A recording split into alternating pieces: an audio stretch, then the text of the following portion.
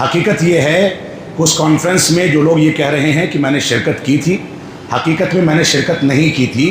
امام حرم ہمارے ادارے کے بھی مہمان تھے، ان سے ملاقات کے لیے صرف میں وہاں الوداعی ملاقات کے لیے تھوڑی دیر کے لیے گیا تھا۔ سوال ہے کہ شیخ محمد رحمانی صاحب سے سوال ہے کہ منہج سلف میں بیان کیا گیا کہ اہل بدعت کی مجلس میں نہیں جانا چاہیے، پھر کہاں جس مجلس میں یہ کانفرنس میں اہل بدعت ہیں اس میں شامل نہیں ہونا چاہیے، لیکن دیکھا گیا ہے کہ آپ خود دہلی کے شیخ اظہر سلفی کی سرپرستی والی کانفرنس میں برادر غیر منہجی غیر مسلم شامل تھے، جس میں مدرسے کے طالب علم کو غیر مسلموں کے دھرم شالہ جا کر نصیحت حاصل کرنے پر ابھارا گیا، ساتھ ہی غیر شرعی چیزیں ذکر کی گئیں۔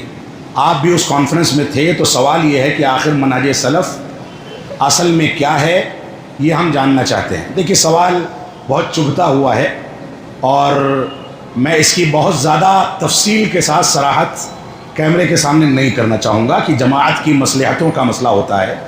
حقیقت یہ ہے کہ اس کانفرنس میں جو لوگ یہ کہہ رہے ہیں کہ میں نے شرکت کی تھی، حقیقت میں نے شرکت نہیں کی تھی۔ امام حرم ہمارے ادارے کے بھی مہمان تھے، ان سے ملاقات کے لیے صرف میں وہاں الوداعی ملاقات کے لیے تھوڑی دیر کے لیے گیا تھا۔ اب وہاں پر اسٹیج پر کیا ہوا، ان لوگوں نے کس مصلحت سے ان لوگوں کو بلایا، ان کا کیا معاملہ تھا، اس کا جواب مجھ سے اگر پوچھا جائے گا تو میں کس بنیاد پر دوں گا؟ جو ذمہ دار ہیں سوال ان سے کیا جائے۔ میرے جانے کے بارے میں صرف میں یہ وضاحت کرنا چاہوں گا کہ میں وہاں پر میری حاضری صرف امام حرم سے ملاقات کی خاطر تھی، کیونکہ جب وہ ہمارے یہاں سے رخصت ہو رہے تھے تو انہوں نے اس بات کو کہا تھا کہ شام میں ہم ملیں گے۔ میں ان سے ملاقات کے لیے گیا تھا، اس کے علاوہ میری شرکت وہاں پر کسی بھی حیثیت سے نہیں تھی۔